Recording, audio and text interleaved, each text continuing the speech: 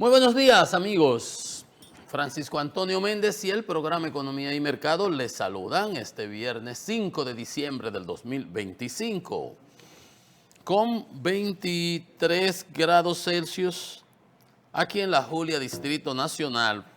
Fresquecito, fresquecito está el clima. Qué bueno. Señores, bueno, hoy están repartiéndoles los dobles sueldos a los trabajadores. Y eso va a dinamizar la economía. Se hablaba de 34.000 millones de pesos que el sector público iba a colocar eh, con el doble sueldo. Y imagínense, y los del sector privado adicional, ¿no? Eso va a dinamizar la economía, dinamizar a las compras, las ventas. Eso es importante porque eso tiene sus repercusiones. Eso tiene sus repercusiones. A nivel internacional, siguen los bombardeos a los barcos, a las lanchas por parte de los Estados Unidos. Ahora fue en el Pacífico. Hablaban de que habían conversado con Maduro, que estuvieron una llamada, Trump y Maduro. Se habla de condiciones y ese tipo de cosas. Yo no le doy mucha credibilidad a ese tipo de cosas que se filtran de manera particular, porque justamente ese es el fin. Crear una percepción, hacer creer una cosa, y a la hora de la verdad no necesariamente eso es así, y a uno lo cogen como cajas de resonancia. El tema de los bombarderos a las lanchas y de los problemas que tiene el secretario de Guerra de los Estados Unidos, Pete Hegseth, ayer estaba en el Congreso el almirante Bradley, ahorita vamos a ver algo, y él dice que no, que él no ordenó nada. O sea, ¿de quién es la orden? De arriba se están tirando la culpa. Yo les decía ayer, y eso aplica para todos los demás funcionarios eventuales y actuales, que Trump está blindado. El presidente Donald Trump, con aquella sentencia de la Suprema Corte que le cubría de lo que él había hecho cuando el intento de ocupación del Capitolio y todo eso, hubo una sentencia, decía que eran actividades dentro del marco de sus funciones oficiales y que en consecuencia eso le amparaba. Hubo jueces, los jueces liberales, ustedes saben que tienen 6 conservadores ahí, casi 3 últimos puestos por él, los anteriores eran puestos por presidentes republicanos, y tienen unas discrepancias ideológicas que son extraordinarias. Y es cargado el dado para todo lo que beneficie a Donald Trump, que no representa en absoluto los intereses republicanos per se, como uno los conocía, como yo me sentía, por ejemplo, inclinado. Y mucha gente. Pero esa es la realidad. Usted lo toma, lo coge o lo deja, como dicen. Entonces, yo decía, él está blindado con esa sentencia, mas no así los otros. Mas no así los otros, los ministros, todos los otros funcionarios. En su momento, una vez se voltee la tortilla, una vez cambie el status quo, la situación, la correlación de fuerzas, van a tener que responder por muchas de las cosas que están haciendo. Hay cantidad de denuncias de asuntos hasta éticos y que pudieran hasta bordear los temas de corrupción y falta de transparencia. Es una cantidad de cosas que no tienen repercusiones al día de hoy porque el grupo trumpiano, MAGA, republicano, tiene control total, férreo y absoluto de la Cámara de Representantes, con el Mike Johnson, aunque cualquier día de esto lo destituyen de ahí porque está perdiendo, se está erosionando, y ya hay precisamente mujeres republicanas, legisladoras, que le están cuestionando. Esa es una cosa. Entonces, digamos que el 4 de noviembre del año que viene, 26, cuando haya esas elecciones de medio término que se catalogan casi como si fuera un plebiscito de la gestión de cualquier presidente, la situación puede cambiar sustancialmente. Miren el caso del Distrito 7, del Circuito 7 de Tennessee. Los republicanos ganan, es cierto, pero ganaron con el corazón en la boca. Ganaron en un sitio donde no se debía haber puesto ni siquiera en duda que iban a ganar, porque Trump había ganado con 22% en ese lugar. Y hay otros estudios que muestran la correlación, la diferencia neta de lo que se ha ido perdiendo, y ganó con 9 puntos por arriba, ha perdido 15% en un sitio totalmente rojo, o sea, un sitio que es totalmente republicano, históricamente. Miren la correlación de fuerzas. Entonces, por ejemplo, el esquema ese de redistribución ayer de los distritos electorales, estaba la discusión si lo que se había hecho en Texas era constitucional, si era racialmente motivado para perjudicar el voto de los latinos, de los negros, etcétera. Y ayer la Suprema Corte, que como les digo, está totalmente parcializada para el lado conservador republicano, y más que conservador, radical, que está, que maneja Trump.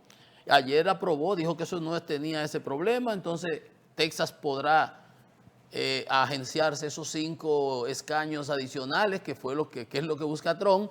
Sin embargo, hay quienes dicen que una cosa piensa el burro y otra que lo apareja, que como se ha cambiado la geodistribución y la conformación en el tiempo de esos propios circuitos electorales, de esos distritos, de esos sitios donde se van a elegir, y ellos están poniendo las cosas para beneficiarse, como yo aquí soy poderoso, déjame arreglar esto y obtener 5 más, con la redistribución de los votantes y el cambio poblacional y ese tipo de cosas, quizás no les salga como se ha querido. Pero los republicanos, en relación a eso, hicieron lo propio en Los Ángeles. A diferencia de esto, que lo cambiaron los legisladores estatales, allá fue con un plebiscito, fue en las votaciones que hubo los otros días en noviembre, el 4. Y el pueblo dijo, sí, perfecto, hágase lo propio. Hicieron una redistribución que está todavía en discusión, y vamos a ver si la Suprema Corte ahora dice que no, la de Texas sí, la de ustedes no, siendo la de Texas menos representativa, que estoy poniéndome adelante. Pero bueno, esa es la situación. Una Suprema Corte que está totalmente cargada hacia un lado, pero que protege, y está con esa sentencia que hubo en la pre-campaña, en la campaña pasada, mientras él no era presidente aún, y se votó esa situación así. Los otros no están protegidos, y cuando haya esa votación el 4 de noviembre, el año que viene, y como hay proyecciones que dicen que hasta 43, entre 40 y 50 escaños pudieran ganar los demócratas, eso será una situación totalmente diferente. Van a estar los impeachments, los juicios políticos, las investigaciones a funcionarios, a cuestiones que se han venido denunciando, que hoy en su absoluto no pasan, como ese caso que está acusado de asesinato por el bombardeo a los sobrevivientes de esa lancha, que son acciones que se discute si son legales o no todavía, y amenazan con que se va a atacar a Venezuela, y que próximamente, y que van por tierra, y que no solamente a Venezuela, y hasta Colombia, porque por ahí se produce cocaína. Bueno, pero, o sea, todas esas cosas se está viendo y obviamente van a cambiar. Van a cambiar.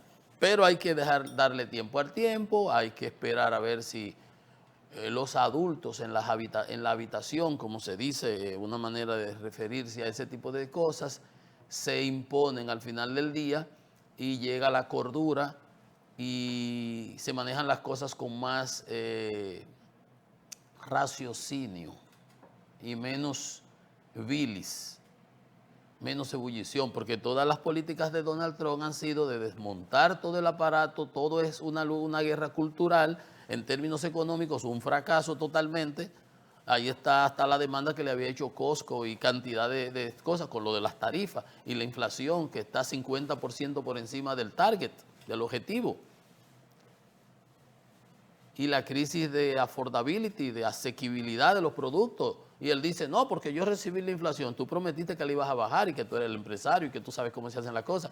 Y lo que se ha demostrado es que en la práctica, en resultado, es un desastre. Todo ha sido lo contrario. mucho bla, bla, bla, acusar a los otros, perseguir a los otros, todo como una cortina de humo. Y a nivel internacional también se usa para tapar esas cosas a lo interno de la economía y de la situación sociopolítica que vive Estados Unidos. Mucha gente cree que esas cosas que hace y suceden a lo externo no son más que una tapadera, una bomba de una bomba de humo para que se diluyan las cosas internas. Esas son estrategias que se usan y se han usado.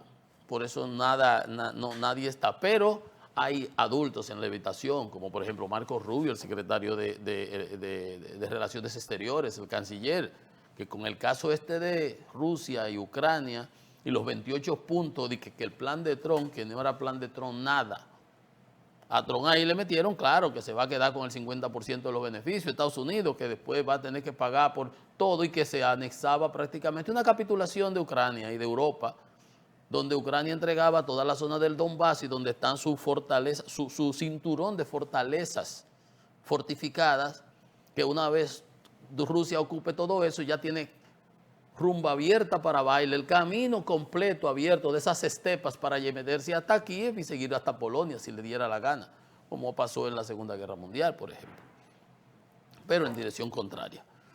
Pero bueno, así las cosas. Marco Rubio se sentó en Miami, en Ginebra, con la delegación ucraniana. Dijeron, no, pero esto es imposible y nosotros no lo aceptamos, aquel discurso hidalgo de Zelensky. Y tuvieron que volver a reformular y bajaron a 15 puntos porque el enviado de Trump, el Witkoff, aunque él lo defiende, no es más que una especie de agente por omisión, por comisión del Kremlin y de Putin. Un tipo sin ninguna experiencia histórica, sin ningún conocimiento, que lo que es un vendedor de bienes raíces de Estados Unidos, exitoso, millonario, pero de ahí no pasa. No es lo mismo. No es lo mismo. Si fuera tan fácil, entonces los diplomáticos no estudiaran, los científicos en geopolítica no se prepararan en eso, se prepararan en vender apartamentos en Nueva York. ¿Verdad que sí?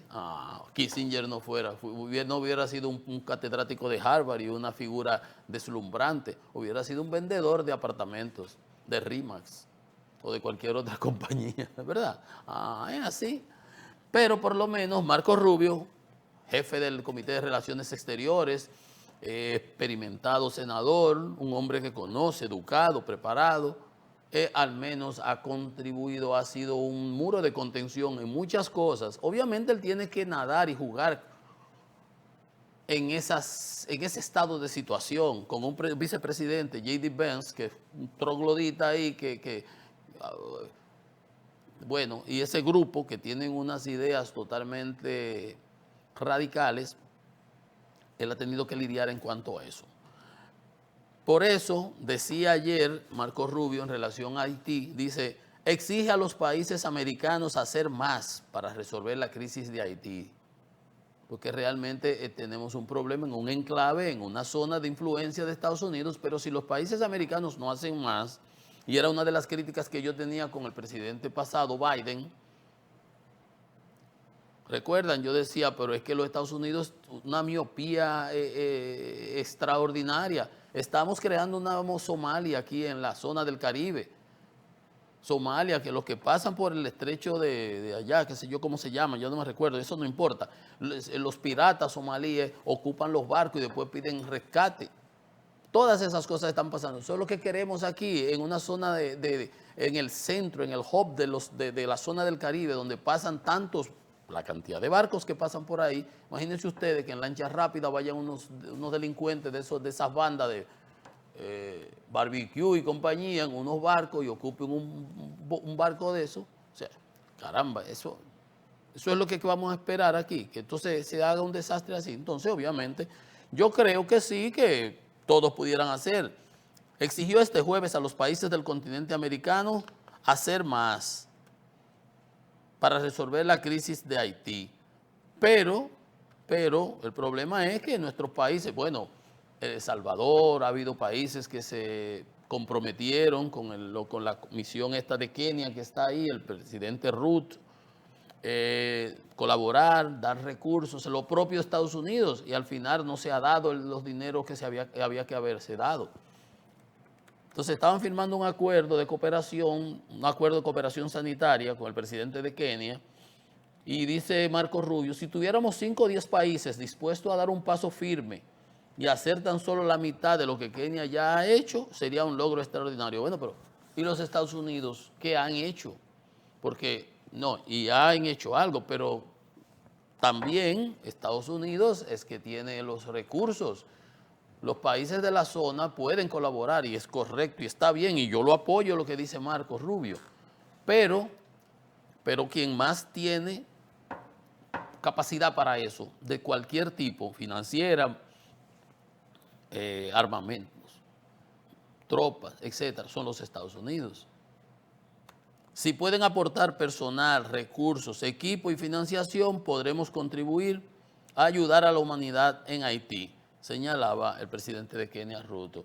Y Marco Rubio también, pero yo digo que el presidente nuestro, Abinader, ha hecho un periplo, siempre ha planteado la importancia de que no se nos puede tirar a nosotros el problema haitiano. Como quería, como dijo la embajadora norteamericana en la Cámara Americana de Comercio, como quería la administración del presidente Biden, que nosotros cargáramos con Haití, que abriéramos la frontera para ellos tener una válvula de escape, que vinieran para acá. Ah, qué lindo, porque así querían ellos. A Dios las gracias que ahora desde esta administración, aunque están corrigiendo todo lo que entienden de sus problemas allá en el caso de Estados Unidos, no nos están presionando como era esa estrategia de los demócratas. Eso es bueno, es importante, eso hay que agradecerlo en cierto modo. Y yo comparto eso, pero el que tiene que hacer los esfuerzos, porque no es por pedir. Porque vamos a ver que el problema de las políticas norteamericanas actualmente es la incoherencia en muchas cosas. Vamos a ver, ¿cómo le pides a Colombia que contribuya? Dejemos Venezuela, que tiene el lío, pero vamos a suponer Colombia, con todos los dimes y diretes que tienen Petro y el presidente Trump. Ya por lo menos Lula y el presidente Trump han limado asperezas, les redujo los aranceles, el 10%, el otro 40% de los 50 que había puesto, al café, al beef, a la carne de bovina, a los filetes, al maíz, a un sinnúmero de productos, hortícolas y ese tipo de cosas. Ya ahí hay una situación. Por ejemplo, si el presidente Trump apelara a Lula, en las buenas relaciones que han, en esas buenas, digamos, conversaciones que ya han tenido sobre temas económicos, colaboraría aquí. O sea, pienso que Marco Rubio, al hacer esa denuncia, bueno, no denuncia, esa exigencia pública, lo que tiene es que hacer esfuerzos entonces en privado con todos estos estados para fines de que aporten a la solución de la crisis de Haití. En estos días hubo una decisión de Naciones Unidas. Yo apoyo eso que dice el canciller americano. Pero esos países tienen que tener un incentivo. Bukele, que es un aliado muy cercano a Trump, estuvo de acuerdo y ha colaborado y ha participado en estas, no sé, pero ofreció y ese tipo de cosas, pero para motivar a otros países tiene entonces que hacerse de una manera más dinámica por parte del propio canciller. Pero eso le decía de esas contradicciones en la política exterior norteamericana. Dicen cosas, los aranceles, a nosotros nos ponen aranceles cuando el déficit fiscal es de nosotros con ellos. Brasil, le ponen aranceles a Brasil, no por el déficit comercial, porque el que tiene déficit comercial es Brasil con Estados Unidos. Le ponen los aranceles por retaliación por el asunto de Bolsonaro, mezclando una porquería ideológica sin razón, justamente. ¿Por qué? Porque lo que intentó hacer Bolsonaro en cierta medida pudiera tener una analogía con lo que intentó hacer Trump en el 6 de enero. Entonces ya por eso, mira lo que... Entonces, está bien que se pida, pero al final del día tiene que hacerse un esfuerzo más dinámico. Y lo puede hacer Marco Rubio, definitivamente que él lo puede hacer, pero tiene que haber coordinación y colindancia entre las políticas la política exterior de los Estados Unidos. No puede estar peleándote con todo el mundo, atacando a tu aliado Canadá. México nunca se va a prestar a ese tipo de cosas, casi nunca lo hace. Pero esos son tus aliados, ¿o no? Pero los tratas a patadas en muchas ocasiones. ¿Cómo les pides colaboración? Aunque no es para ti, es para fines de una causa más sublime, para llamarlo de alguna manera, que nos afectaría a todos. Y como nos afectaría a todos, pues que correspondientemente vamos a contribuir para que no se dé ese deterioro ahí. Y colaboremos con la humanidad, como dice el presidente Ruto, y saquemos a Haití de ese atolladero. Pero bueno, comparto ese reclamo del canciller Marco Rubio. Muy bien. Miren, hay un trabajo no hemos sabido de SENASA más que los otros días. Sacaron el conejo del bombín y nos dan una auditoría del 2017. ¿Qué pasó? Si el lío está ahora, del 20 al 25. Los líos que se han armado, los fraudes, la desfalco, el desastre, es ahora, no es antes. Antes está funcionando. Y como dice el cuento de los chineros, las agrias no se pagan. A veces el presidente da discursos como que el país empezó el 20. Tal cosa no existía hasta que llegamos. No es verdad. Y esos excesos discursivos tienen sus bemoles y son como un boomerang. Porque si te adjudicas o te pretendes adjudicar esos logros, pues tienes que cargar con estos defectos, fallos, fracasos, para decirlo de alguna manera, ¿correcto? Pues es lo lógico, porque si tú sales a batear y das un hit, te anotan un hit, pero si te poncha, te ponen el ponche. Y si estás cubriendo, como decimos nosotros, y te tiran la pelota y la dejas caer, te ponen un error. No puede ser de otra manera. Bueno, entonces a veces uno percibe ese tipo de cosas, solo se quieren adjudicar esta administración y otras administraciones. No es que esto sea típico, pero por uno tiene que decirlo. Porque lo mejor es ser objetivo hasta en la introspección y en el diagnóstico propio, porque te permite corregir. Pero si tú te vas a autoengañar, si tú mismo te vas a engañar, tú no estás engañando al de afuera. No te creas que el de afuera es un soquete que te está creyendo todas las monsergas y toda la parafernalia mediática. Hay gente que habla y no tiene ningún tipo de credibilidad y la gente, mira puede estar diciendo la verdad, porque el problema es el mensajero ya. Ellos pueden estar diciendo la verdad y la gente le coge con pinza lo que dicen. Ahí está ya. Ahí está ya. Así es que lo dicen. Porque no hay objetividad. No, yo puedo tener mi particular opinión sobre X tema, Y tema, lo que fuere. Yo opinar lo que me parezca, porque por algo yo soy un ciudadano y tengo mi derecho constitucional. Y mi cabeza y mi cerebro y mis neuronas y mi educación y mi formación y mi experiencia, y en función de toda esa amalgama de hechos históricos, experiencia, todo, vivencias, porque uno tiene una manera de ver las cosas y de razonar, y otro lo ve de otra manera, pero esa es una opinión, esa es mi opinión. Los hechos objetivos son obtusos, son así como son, blanco y negro. Yo no puedo decir que esto es rojo si es negro. Ahora, si es negro y yo digo que es negro, usted no se puede molestar. Ahora, yo puedo decir, yo quisiera que fuera rojo, mira, y si le echáramos tal cosa y le cambiáramos eso, eso pudiera ser rojo. Y eso es otra cosa, es otra opinión, pero el hecho real, conciso, preciso, objetivo es, eso es negro. Y aquí somos así, por eso cuando usted ve gente que ya no tienen credibilidad y dicen las cosas, y tú lo ves y manipulan y se venden y se meten por abajo, y entonces tú tienes que asumir las cosas como son.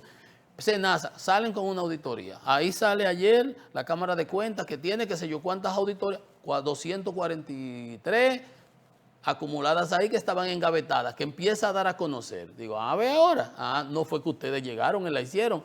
Dicen las mismas autoridades de la Cámara de Cuentas, cada auditoría se toma por lo menos 6 meses. ¿Cuánto ustedes tienen? Abril, no tienen nada. ¿Qué han hecho? Que hicimos tanta, dimos pública. Dieron a conocer. Ustedes están cargando con las que encontraron ahí, que ojalá y estén bien hechas y no culipandear para un lado. Déjeme usar una frase así risible. O sea, cargada para un lado, miope. No como la justicia, que los ojos cerrados, no, nada más con un ojo. Para andar, ¿verdad? Por donde me parece. A los otros los miro, a mí no me miro. Entonces, dice este trabajo que está hoy en la prensa del Diario Libre, está ahí en la prensa. Inspección sorpresa descubrió el desorden que imperaba en SENASA. Aquí en febrero ya habíamos dicho de las quejas que venía haciendo la población cuando iba y le decían que era una plataforma. ¿Ustedes se recuerdan todas las cosas que dijeron? Pero de Cisarril se le puso hasta una multa. Una multa, pero una multa que para pagarla había que coger un préstamo en el Fondo Monetario Internacional. 1 millón y pico de pesos. 1 milloncito y pico viejo de pesos. Eso y nada era lo mismo, ¿verdad? Aquí está el informe preparado por Cisarril, reveló una serie de irregularidades que provocaron la salida de Jacín. Pero no sabemos desde la auditoría qué se está haciendo. Habló los otros días Wilson Camacho. Próximamente vamos a dar a conocer. No sabemos nada. Solamente están estos trabajos que publican ahí en este Bifeble, que parece que le dan los informes para que lo saquen siempre de Procuraduría, para que vaya creando como una especie de opinión, pero está bien, porque son las informaciones que la piden, y si no la dan, tú lo pides por libre acceso. Eso es lo que hacen ellos, los periodistas.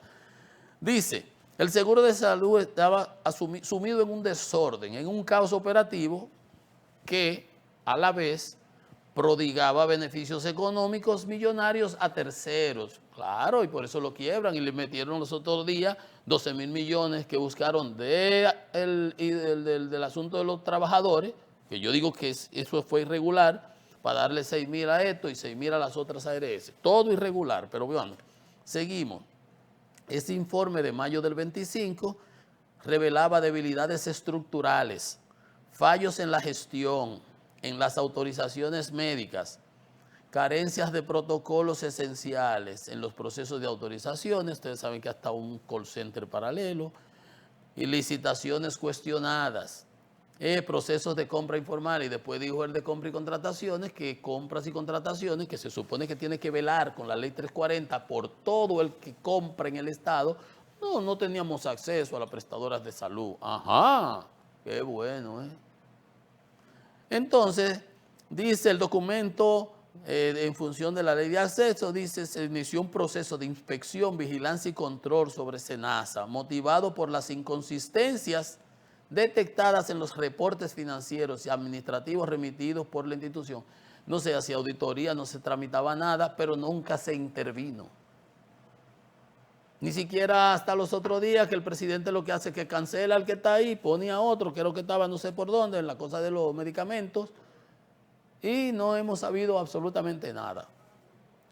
Desde hacía meses las noticias, desde febrero yo estaba dando aquí los reportes y yo hasta personalmente decía, pero yo fui, me dijeron que yo no tengo ni siquiera medicamentos y yo no he usado nada de eso, y cantidad de gente en la misma historia. Cuando le pedían la información, SENASA obstaculizaba el acceso a los datos. Mandaron un equipo, estuvieron investigando, pedían todo tipo de información y se dieron cuenta cuando entraron al sistema, al sistema informático, que vieron el desastre que estaba pasando.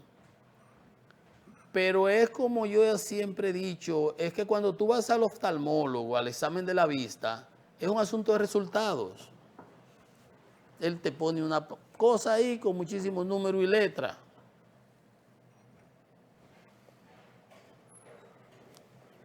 Y usted va diciendo, y en función de esos números y letras, ¿ese qué? Dígame qué número es ese.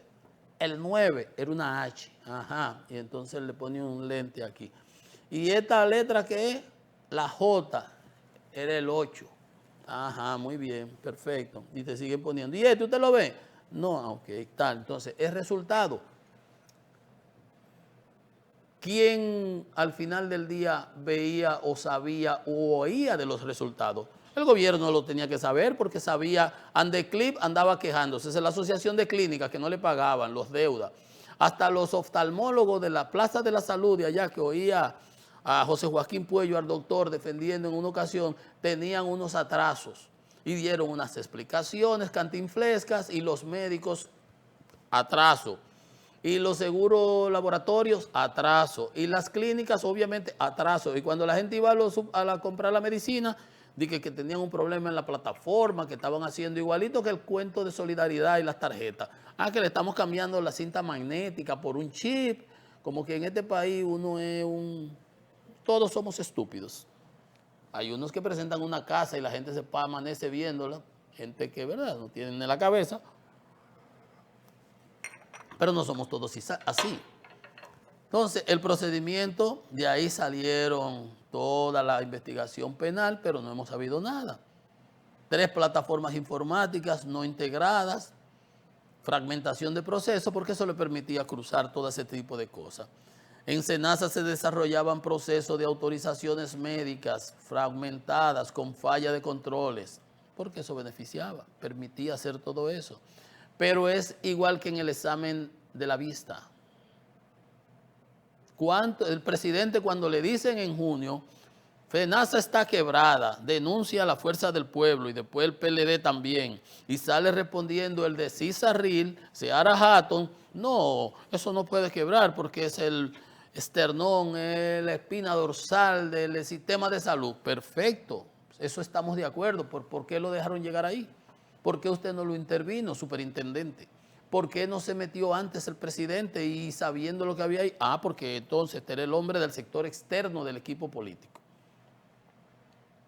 Es que así son las cosas, pero hubo que buscar, no, que le vamos a buscar el dinero. Pero ¿por qué, presidente, usted cuando dijo eso y después hubo que reconocer el desastre? No, que nosotros fuimos que mandamos a hacer una auditoría cuando se explotó eso en noviembre y después dijo así, no, fui yo que la mandé a hacer. Usted sabía todo lo que había. Y cuando hubo que buscarle más dinero, digo, ¿por qué hay que buscarle más dinero si ahí el dinero sobra? Y siempre sobró. Y cumplía. Y ahora le deben a las 7 vírgenes. Se dejó llegar. SENASA requería un cambio que implicaba nuevos protocolos, integración de plataformas tecnológicas, etc. En SENASA se jugaba la vida. La investigación culminó el 14 de agosto del presente año. Después fue que el presidente vino a cancelarlo y poner otro ahí con unos cambios para nada, pero primero salió defendiéndolo y después dijo que no estaba quebrado, que le iban a buscar el dinero.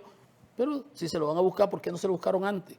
Además, ¿por qué no se preguntaron justamente por qué estaba faltando dinero? ¿Por qué ese déficit? Que metimos 2 millones de personas. Sí, pero cada vez que tú metes una persona ahí, tú le asignas su cápita. Al contrario, eso no afectaba hasta SENASA. Mucha gente estaba pensando que era por ahí y se fue con el amague. Es igual que un comentario, unos muchachos hacían un comentario en una radio, iba a Jaina yo en ese día, y los iba oyendo, y decían lo de la indexación salarial, que está en el tapete, que Omar Fernández, el senador, que por cierto está de cumpleaños hoy, yo ayer y él hoy, yo le digo somos tocayos sagitarianos, felicidades a Omar, decían que era ajuste salarial, que de 34 te iban a llevar a 50,000. Y yo lo comenté aquí un día, dije, no era así, es para la parte que tiene que ver con el pago de los impuestos, para que en la porción que te toca de impuestos que pagas, se te aumente, no que te iban a subir de 34 a 50,000. Entonces, igual aquí, Cada vez que tú metías unas personas, esos 2 millones del subsidiado, tú tenías que darle un dinero, le dabas un dinero a Senasa. ¿Por qué entonces faltó? Entonces, si usted no supervisa y el que está en tercera le está haciendo errores y cada vez que pasa un rolling lo deja pasar por debajo de los pies y cuando coge el rolling entonces tira a primera y la bola la mete en el right field, usted manager que está dejando que le pasen todas estas cosas. Y no sabemos nada todavía de lo que pasó en Senasa. O mejor dicho, sabemos todo, pero no sabemos nada. No se ha dado a conocer nada. Los otros días, entonces, el 14 se hace el informe, el 17 se destituye a Jacín y todavía no sale a relucir absolutamente nada. Prometen, hablan, se ha hablado de todo, que no voy ni a repetir, pero al final del día, oficialmente, la PEPCA no ha dicho nada. Y quién sabe si van a decirlo, porque salen los otros días la Cámara de Cuentas con una payasada, una auditoría del 2017. No, preséntenla del 20 al 25, que es donde está el problema. Vamos a una pausa, que estamos en Economía y Mercado.